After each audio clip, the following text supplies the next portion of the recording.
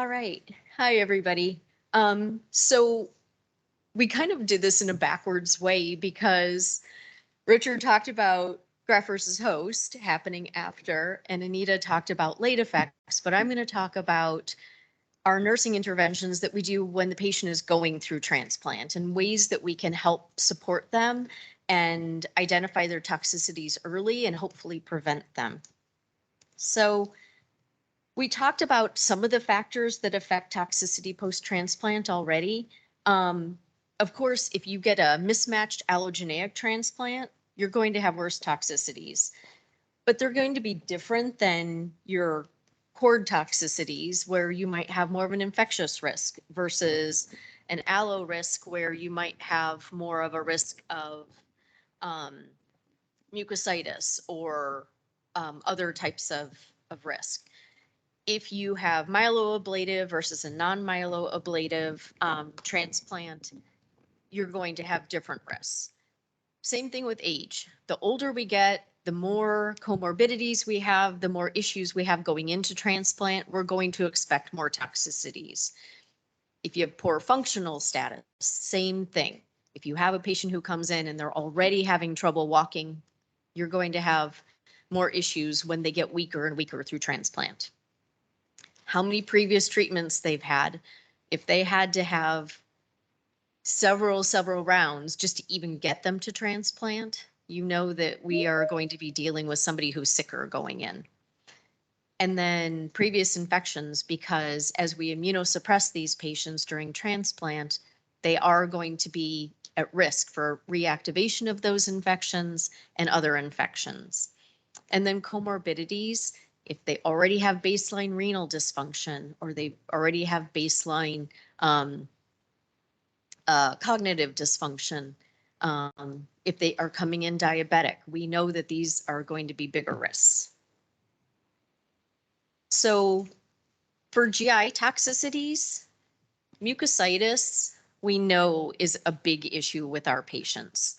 Up to 80% are going to develop some level of mucositis, and that's dependent on their conditioning regimen and what their mouth looks like coming in.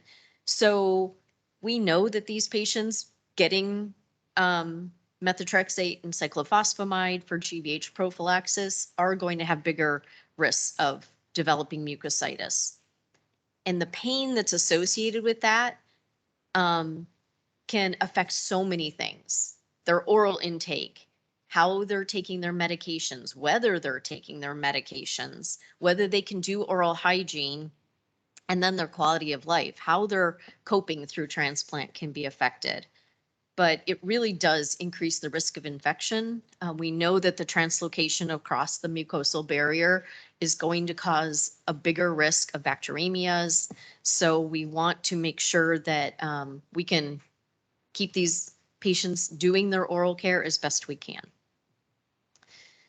Assessments of mucositis are really important, and what is crucial in assessment of mucositis is that we're all using the same scale.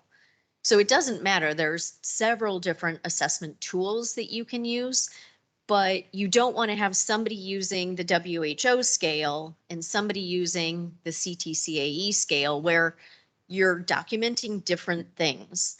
You want the same scale all along, so you can say on day 2, they had this level, and then on day 4, oh, they're getting much worse or they're getting better. So you want to have a good assessment tool so that you can document changes. And you want to make sure that you are assessing for all of these things, the anatomical areas, whether they can open their mouth, whether they have saliva changes. And sometimes that's like super thin saliva and tons of it, or the ropey saliva where they can't manage it. Swallowing ability is a huge thing. If they are having trouble swallowing, we definitely need different interventions for that. And then pain and managing that pain. So this is just an example of the CTCAE scale. But what you want is to really kind of do your assessment and look for changes every day. And then you can base interventions, more pain medicine, bringing in nutrition based on whether they have what grade.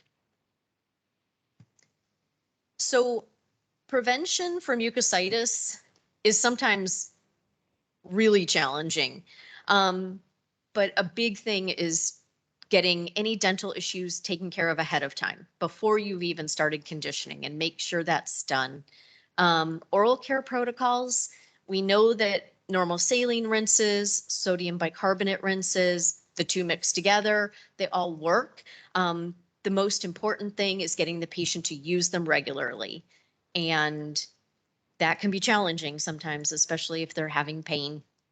Or sometimes people just don't like the taste of bicarb, or they don't like the salt water. So trying to find what works for them. The lidocaine that you can dab on sores to help lower pain. We have the mouth rinses where you can swish. Those are also helpful. We try to use more of just kind of dabbing them on the sore spots rather than having them swish and swallow, especially if it affects, their swallowing ability. But once in a while, patients like to swallow it so that it's less discomfort when they're eating. But we just have them wait after doing that swish and swallow before they eat for a period of time. Cryotherapy, I so wish that we could ice the entire gut post-melphalan and not just the mouth, because we know that it's not only the mouth that's affected, but we use both ice, we use popsicles. We know that melphalan has a short half-life, but if we can encourage the patients to do cryotherapy for an hour after, the outcomes are better. Sometimes it's just really hard. They're like, after 15 minutes, I'm done. Growth factors and cytokines, they have shown some benefit using some of those products, but they're super expensive. And it's not enough benefit that makes it worth that amount most of the time.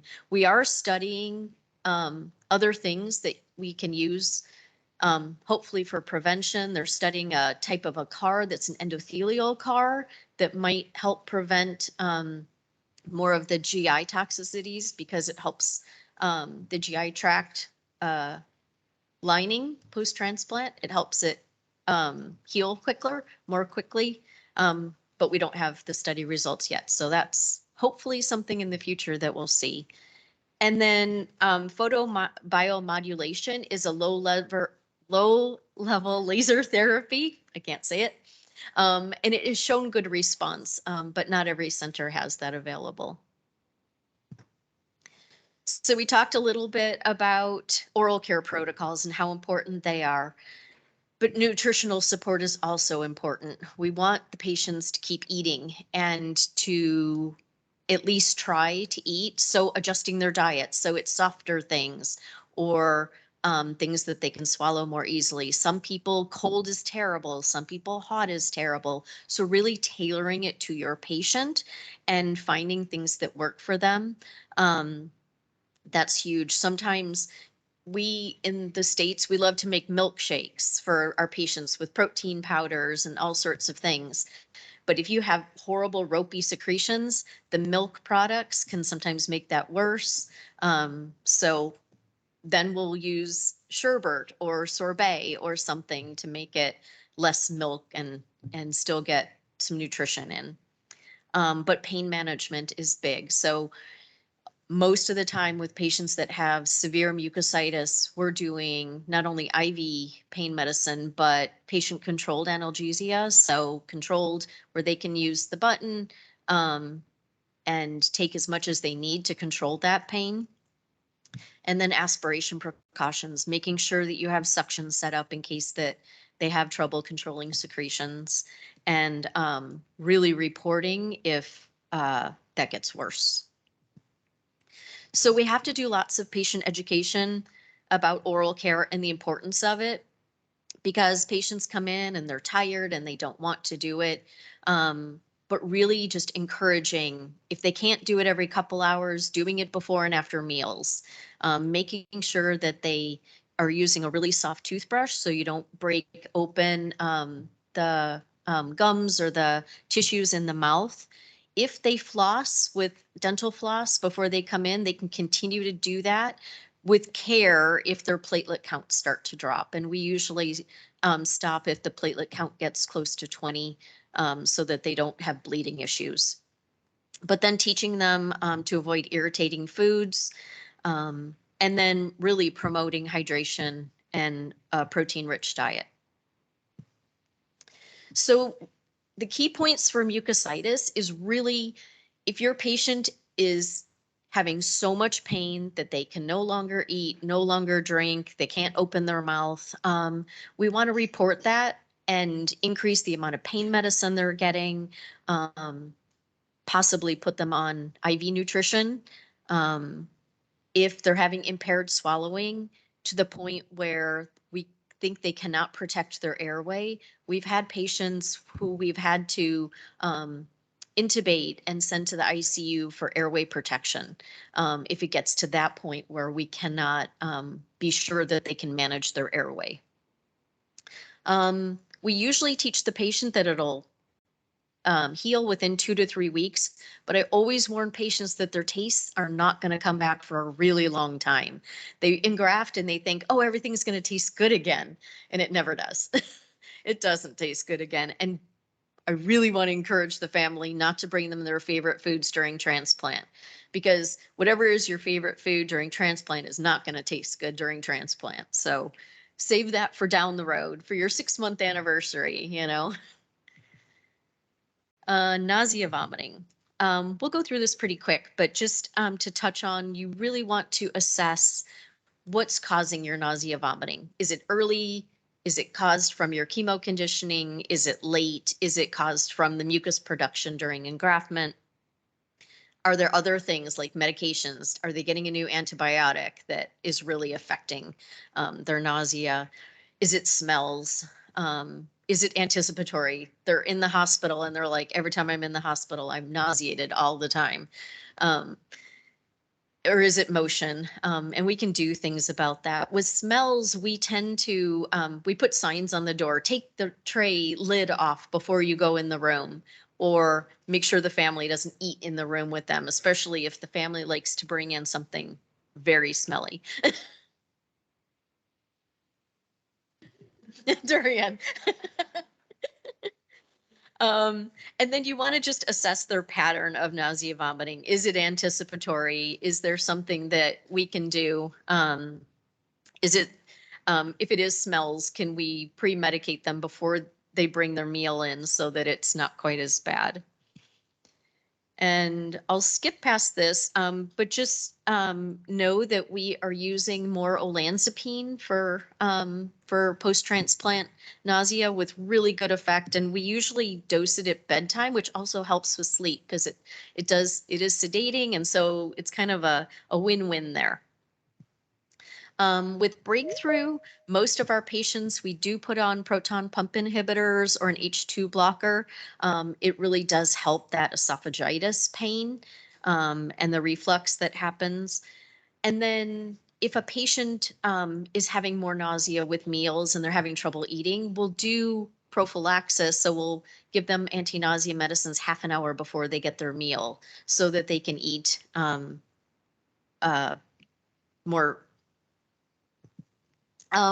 We also use both acupuncture or acupressure, not as much acupuncture during transplant just because of the infection risk, but behavioral therapy of like listening to music or doing something that's distracting is also helpful. Encouraging small frequent meals, using dietary supplements, even if they can get something in, it's better than nothing. A little bit of a protein drink, avoiding fatty foods, and then figuring out whether cold works better, warm, whatever works for your patient. And then we rely heavily on our dietitians to see like where their calories are and if they're getting enough. So diarrhea is a big issue post-transplant, especially with our post-melphalan conditioning, but also with the busulfan. We do have to remember that there's other medications that cause it as well. We want to rule out GVH, make sure it's not an infection that's happening, and then engraftment syndrome that can happen when they are starting to increase their neutrophil counts. But the big risks with dehydration for our patients is, of course, dehydration, fluid and electrolyte imbalances, skin breakdown of the perirectal area. They aren't going to absorb their medications well, and then sleep disturbance. So for C. diff, we have an algorithm so that we're not testing unnecessarily.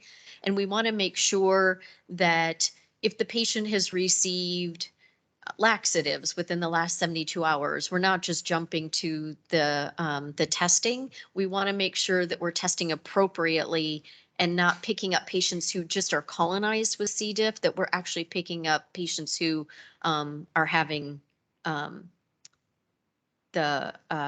actual infection with C. diff. But the most important thing for nursing with diarrhea is really good eyes and O's, assessing the volume, the frequency of stools, and documenting that really well. We do weigh our, if patients are wearing briefs, we weigh those. We try and separate urine and stool, although that's not always positive, but just having good tallies of all those ins and outs, making sure that we get daily weights, and then assessing whether your patient is also having cramping. Are they febrile while they're having diarrhea? Are they also having nausea, vomiting at the same time? It's important to know those things to kind of determine whether it's just from our conditioning or is there something else going on.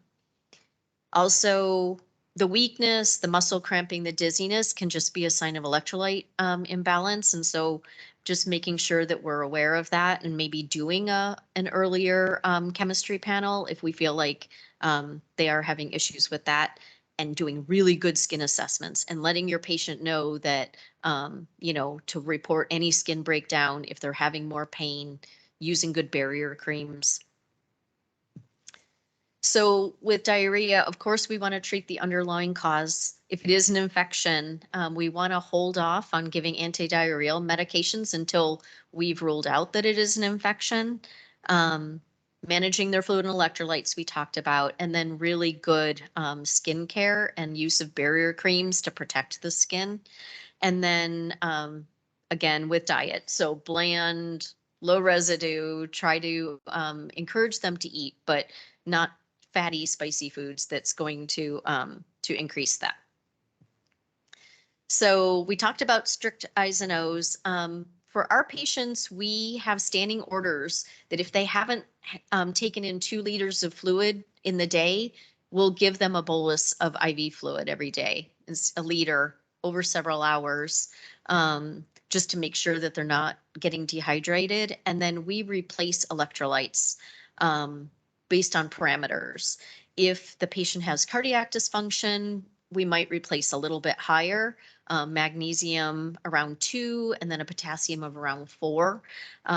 You have to be careful that you aren't doing this while a patient is at risk for tumor lysis syndrome. But most of the time, the post-transplant patients will get a fair amount of electrolyte replacements over the course of their time there.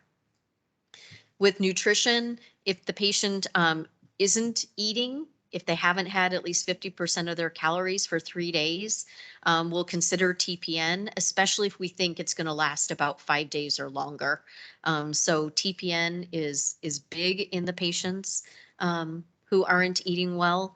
We rarely put in feeding tubes during the transplant process, but post-transplant, if a patient is still not eating and their mucositis is healed and their gut has started to heal, and they just need nutritional support, then using enteral feeding is an option.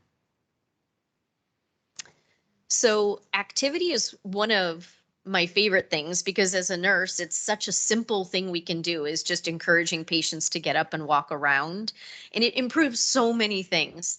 But sometimes pulling patients out of their comfy bed and when they feel terrible, and We all know how we feel when we're sick. We don't want to get out of bed and go walk in the hall.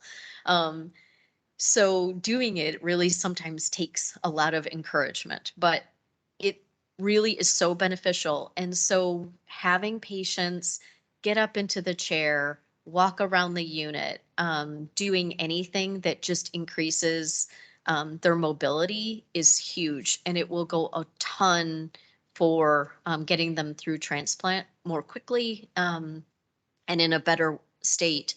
The patients that unfortunately stay in bed for 3 days have a huge amount of muscle wasting. It doesn't take much time and they don't heal quickly. So we really want to encourage that. I always tell them, if you can't sleep at night, go for a walk, because the more that you just do that, even just take a walk and look out the window, get a different view, it will help just kind of calm your brain and maybe you'll be able to sleep better. I find that just helpful. And it also gives the family something to do, to take them for a walk. It helps them to feel like they're contributing. So safety and falls, we know that our patients are at increased risk of falling because they're just so weak, and they come in fairly healthy. And then we do all these things to them that make them weaker. Anybody who's got a fever is at increased risk. If they've got an infection, medications, we give them tons of pain medication, anti-nausea medication that can make them dizzy. um, Patients with steroids, and they get that myopathy with the steroids that can increase their risk of falls. And then we have to be really careful about knowing our patients and who really would be risk of injury if they fell. So if your platelets are low, you probably aren't going to want to let your patient walk without someone if they are at, really risk of falling and having a serious injury. And with steroids, the same thing. We talked about avascular necrosis, but the steroid myopathy, if they fall and they break a bone, it's really a big deal. So we have to be very careful. Bleeding precautions. I always say the nurses are the best eyes and ears of bleeding precautions. We see it first. That patient develops a little bit of a nosebleed. They develop bleeding gums when we're doing oral care. We notice that the urine's a little, pink. We definitely want to report those things. We want to really let patients know that they have to be very careful while their platelet counts are low. We are, it's just normal to like want to scratch your skin if it's dry, but if you scratch too vigorously while you have no platelets, you are, going to have some issues. So good patient education of risk and gentle oral care, not shaving, and just using lotion instead of scratching. So I'm just going to jump through infection prevention, but these are just across the board environmental strategies that we use. Hand hygiene is so important. It's important to teach our patients the importance of hand hygiene when they are stuck in bed. It's less likely they're going to get up and wash their hands. So really just encouraging that. Screening staff and visitors that come in, make sure nobody's coming in with infections. Central line bundles for infection prevention. On the units that take care of oncology patients, we are great about our central line care, but we have to be careful when we send patients to other areas. Are the ICU nurses quite as good about scrubbing the hub for 15 seconds? Or are the nurses in the ER as good about doing a good 1-minute scrub before they access a port? We want to make sure that everybody does really good central line infection prevention across the system, not just our units. Daily bathing and hygiene. We use chlorhexidine foam so the patients can use that in the shower, but we also have wipes. So if they need a bed bath, we can use the chlorhexidine wipes to prevent infection. And water and food safety, it's different everywhere. We have to instruct our patients to be careful if they live someplace where the water quality is not good to use bottled water. In the hospital, we use all filtered water, and we have I saw that you have like barriers next to your sinks so that the water that splashes out of the sink doesn't contaminate any areas. And we don't have that. And so we have areas around the sink that we just don't put any patient care area, any patient care items in that area. And that has been a big change for us because we just didn't think about, water being a risk of infection, but it is. And then teaching good food safety, cooking your food well, washing your hands before you prepare it, and teaching the families to do that, especially if they're bringing food. So common sites of infection, mucositis, of course, urinary tract, our upper respiratory infections, our vascular access devices. Also, if we do have Foleys, to make sure that we do really good care on all those devices. And then skin and mucous membranes. And like we talked about, any redness or tenderness around any skin lesion should be reported. So if a patient has a fever, this is pretty standard practice these days. The lactate levels are newer for our febrile neutropenia patients. Before, we would wait till we were seeing more signs of sepsis before we draw a lactate level. And this is now our standard for febrile neutropenia. But we culture both the CBC and the and peripheral blood cultures, and then any other potential sources. So a urine culture, if they're coughing, we do a sputum culture. And the standard now is to get our antibiotics in within 1 hour. If the patient is having other signs and symptoms of sepsis, the expectation is we should try and get it in within 30 minutes.